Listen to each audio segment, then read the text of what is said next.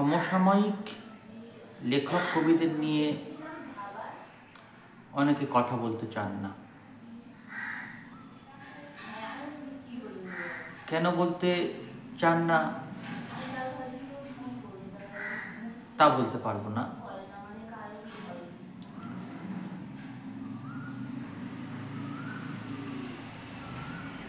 নিজের সময়ে যারা লিখছেন বা অনতি আগে যারা লিখেছেন বা নিজের দশকের পরে যারা লিখছেন তাদের নিয়ে কথা বলতে পারা কিন্তু একটা বড় কথা।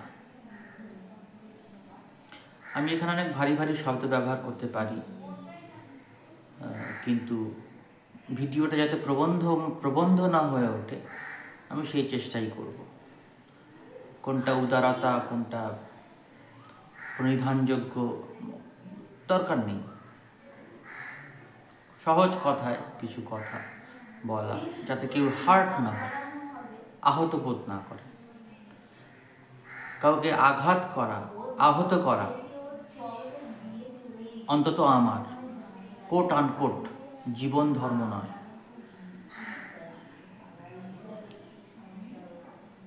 আমরা আজ যেটা করতে পারি সেটা হলো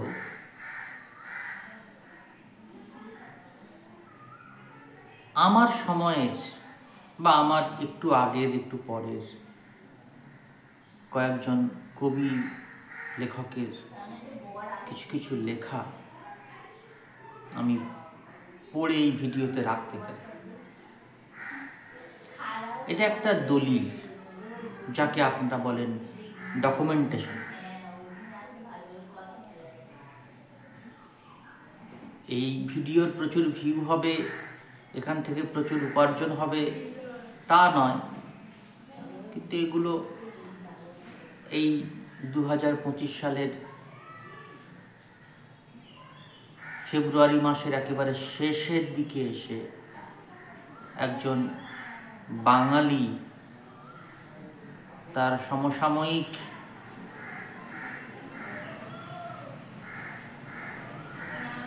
কবি লেখকদের নিয়ে কি ভাবছেন তা তো বলা হবে না, বরং তাদের লেখা কিছু কিছু পাঠ করা যেতে পারে। এখন এখানেও সমস্যা আছে, নির্বাচনের সমস্যা। কেউ বলবেন যে অমুকের লেখা বাদ পড়লো কেন, অমুকের লেখা পড়া হলো কেন, ওই লেখাটা পড়া হলো কেন, ওই লেখাটা পড়া হলো না কেন, এরকম অনেক কথা থাকে। কিন্তু আমি সহজে জানাই, খুব বিনীতভাবে জানাই যে আমি র্যান্ডাম কিছু বই হাতের কাছে যেগুলো ছিল সেগুলো আমি তুলে নিয়েছি এবং আমি র্যান্ডামলি কিছু লেখা সেখান থেকে পাঠ করব। আমি দাগিয়ে রাখিনি, পৃষ্ঠা চিহ্ন দিয়ে রাখিনি, ফলত আমি একটা করে বই হাতে তুলে নিয়ে সেখান থেকে যে কোনো একটি লেখা বা দুটি লেখা আমি পড়ে আপনাদেরকে জানাবো যে আমার এই সময়ে আর কারা কারা লিখছেন। তার বাইরেও অনেকে লিখছেন, তাদের লেখাও কোনো একদিন পড়ে শোনাবো। আমার তো অসুয়া নেই, কোনো প্রতিযোগিতা নেই, আমার আপত্তি কোথায়, সমস্যা কোথায়, পড়তেই পারি। তাহলে আমরা পড়ে শোনাই কয়েকটি কবিতা, কয়েকজনের কবিতা লেখা।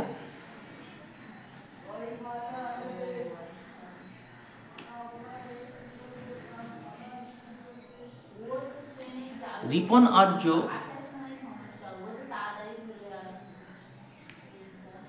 তার একটা বইয়ের নাম শার্লক হোমস যেভাবে ওয়াটসন হয়ে ওঠে। শার্লক হোমস যেভাবে ওয়াটসন হয়ে ওঠে। রিপন আর্যের এই বইটি প্রকাশ করেছে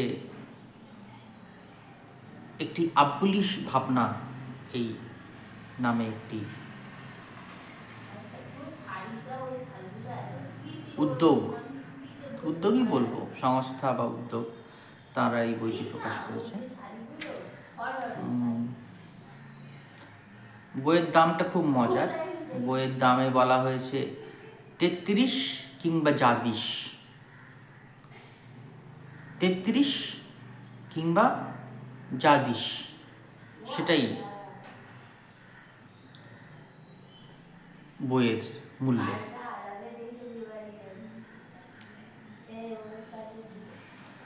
উৎসর্গ করেছে sir Barun Kanti Bala, sir Ritabrata Basu Mallick, sir Kingshuk Chattopadhyay আর sir Arthur Conan Doyle.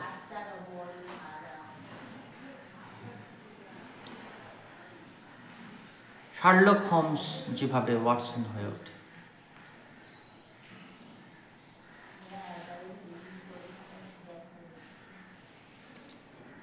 Ripon লিখছেন,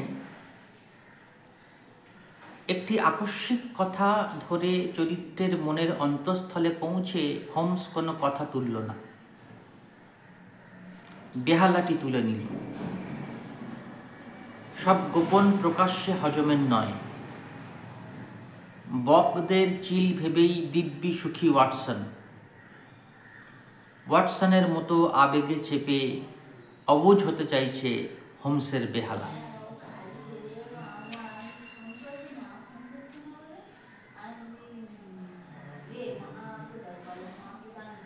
আরেকটি লেখায় লিখছে, 16 পাতায় রয়েছে, লিখছেন, আসবাবেও চড়াও হচ্ছে স্মৃতি, দৃশ্যত ঘুণ,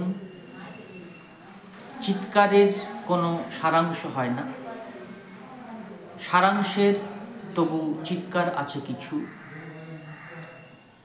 দিনকে দিন একের কমজোরি কেমন অন্যের মুনাফা হয়ে উঠছে, দেখেছ ওয়াটসন? জাবর কাটতে আজও শেখেনি জীবন।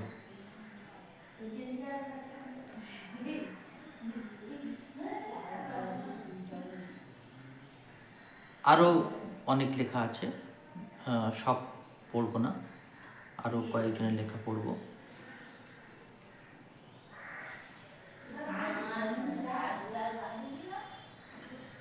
ঋদ্ধি পানের একটি বই, তার নাম আঁক কেটেছিল যৌবন জলে, প্রকাশ করেছে পাঠক নামে একটি প্রকাশনা সংস্থা। ঋদ্ধি বইটি উৎসর্গ করেছেন তার বাবা ও মাকে।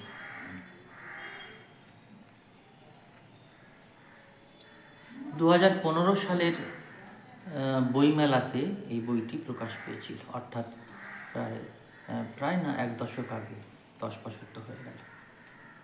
কলকাতা বইমেলাতেই প্রকাশ পেয়েছিল। ঋদ্ধি লিখছেন,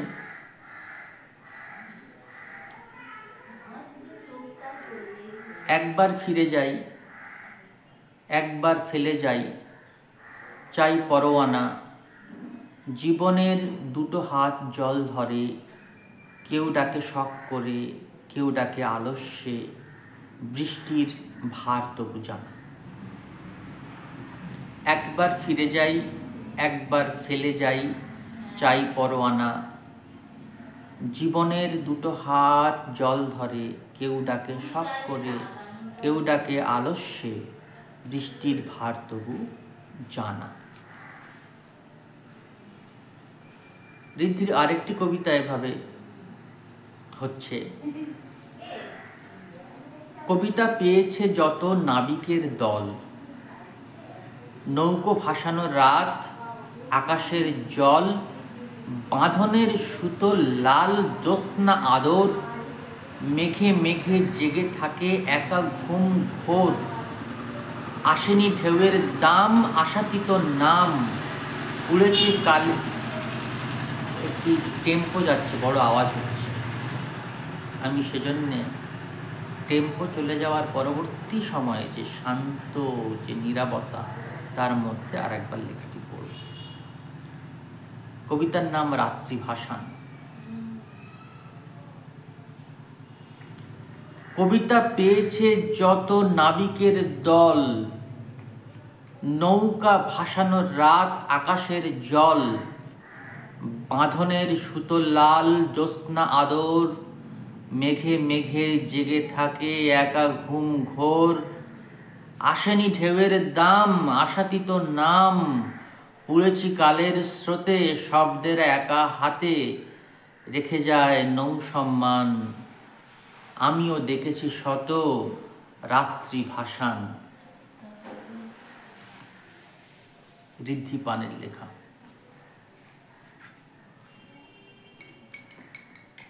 আমি পরবর্তী যে বইটি নিয়ে বইটি থেকে লেখা পড়ব তার নাম প্রথম স্তবক। লিখেছেন প্রমিতা ভৌমিক। প্রমিতা ভৌমিক লিখেছেন প্রথম স্তবক। বইটি প্রকাশ পেয়েছে সপ্তর্ষি প্রকাশন থেকে। দাম 60 টাকা।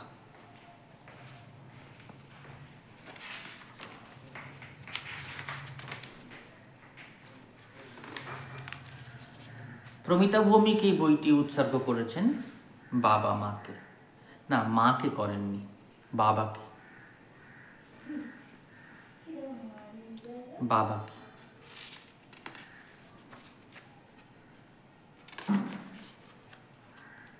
প্রমিতা ভৌমিক লিখছেন, কবিতার নাম নিষিদ্ধ। প্রতিটা পদক্ষেপ নিষেধের পাশে ঘুরে ফেরে, প্রতিটা পায়ের ছাপে স্থিতিহীন স্পর্শ প্রবণতা। আমার দৈনিক সুখ সব কথা জানে, স্নান ঘরে ব্যর্থতা কিছুটা মুখর দৃশ্য কিছুটা গোপনে, প্রতিটা সংকেতে ডাইনি প্রেতিনী বলে ভাবো, কথা দিচ্ছি পরজন্মে ঈশ্বরী হয়ে জন্মাবো। কথা দিচ্ছি পরজন্মে ঈশ্বরী হয়ে জন্মাবো।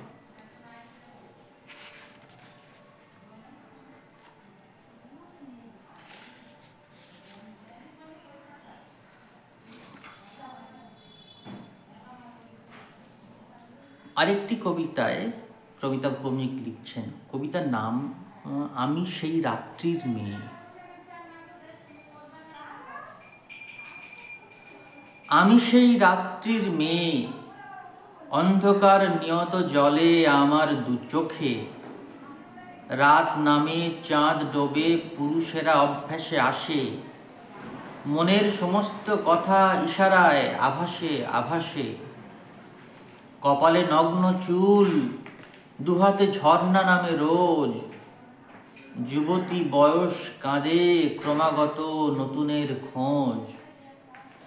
আমি সেই রাত্রির মেয়ে, প্রতিদিন জন্মচিহ্ন মুছে দেয় গাঢ় অন্ধকার, রাত আসে তারা জলে মোমবাতি পড়ে নিভে যায়, তোমাকে দেখা মাত্রই ঈশ্বর অস্ত্র শানায়, রাতের সন্তান জাগে জন্ম নেয় অন্ধবিশ্বাস,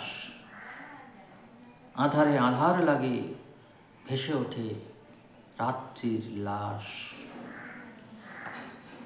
প্রমিতা ভৌমিকের কবিতার বই প্রথম স্তবক।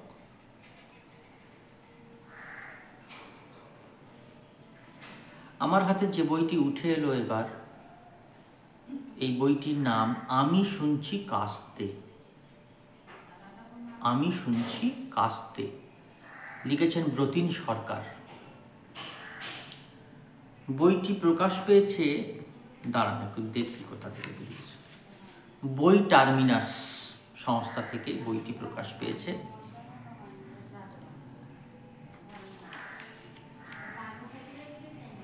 দু 2022 সালের জুলাই মাস প্রকাশ পেয়েছে।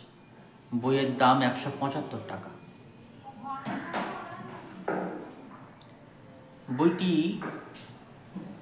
ব্রতিন সরকার উৎসর্গ করেছেন এইভাবে, কথাটি আগামী দিনের শ্লোক সৌরজাকে। শ্লোক সৌরজাকে।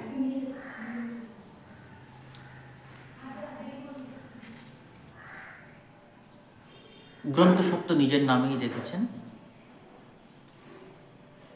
এই বইয়ের প্রচ্ছদ করেছেন মারুত কাশ্যপ। যতদূর জানি মারুত কাশ্যপ নিজেও কবিতা লেখেন। ব্রতিন সরকারের একটি পত্রিকা আছে, তার নাম শব্দযান।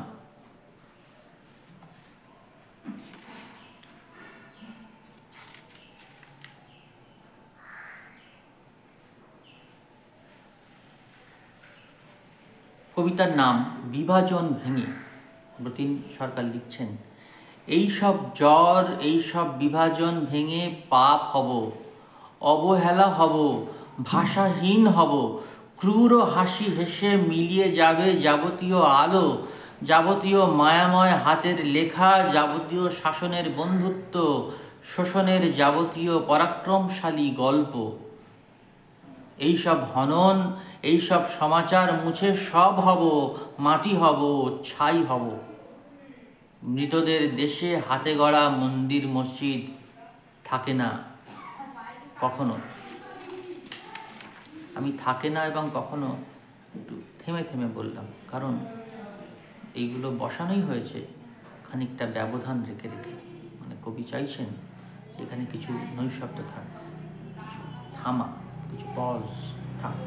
তাই আমি বললাম, মৃতদের দেশে হাতে গড়া মন্দির মসজিদ থাকে না কখনো।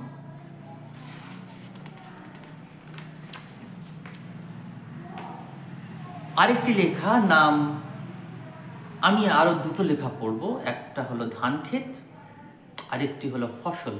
দুটি খুবই ছোট ছোট লেখা। ধানক্ষেত এবং ফসল লেখা দুটির মধ্যে একটা আন্তঃসম্পর্ক রয়েছে বলেই আমি খুব ব্যতিক্রমীভাবেই সকলের দুটি লেখা পড়লেও আমি আসলে এই দুটিকে একটি লেখা হিসেবেই গণ্য করছি। ফলত ব্রতিন সরকারের দুটি লেখাই কার্যত পঠিত হচ্ছে, তিনটি নয়। ধানক্ষেতে ব্রতিন সরকার লিখছেন, রাস্তা বন্ধই থাকে, সমুদ্রের দিকে মুখ করে বসি, নুন এসে লাগে পরিক্রমায়। এটাই ক্লাইম্যাক্স, ভাবতে ভাবতেই ধানক্ষেত সমাধিক্ষেত্র বনে যায়। এটাই ক্লাইম্যাক্স, ভাবতে ভাবতেই ধানক্ষেত সমাধিক্ষেত্র বনে যায়।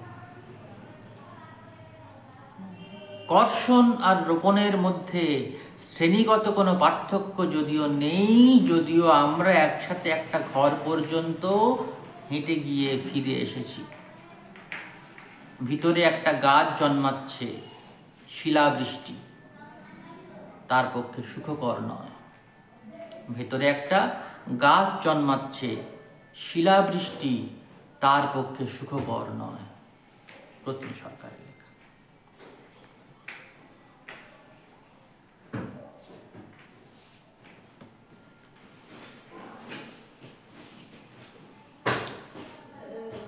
একটি বই পেয়েছিলাম সংগৃহীত, বইয়ের নাম জন্মের গহন অভিসার, লিখেছেন শোভন ভট্টাচার্য।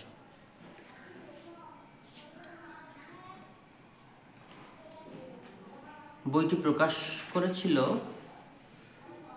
দূরত্ব প্রকাশন।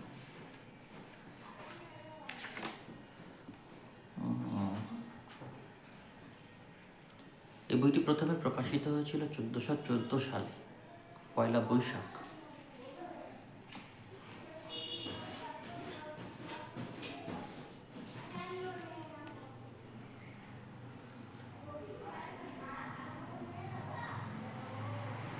আমি এই বই থেকে, শোভন ভট্টাচার্যের এই বই থেকে দুটি লেখা আমি পড়ব।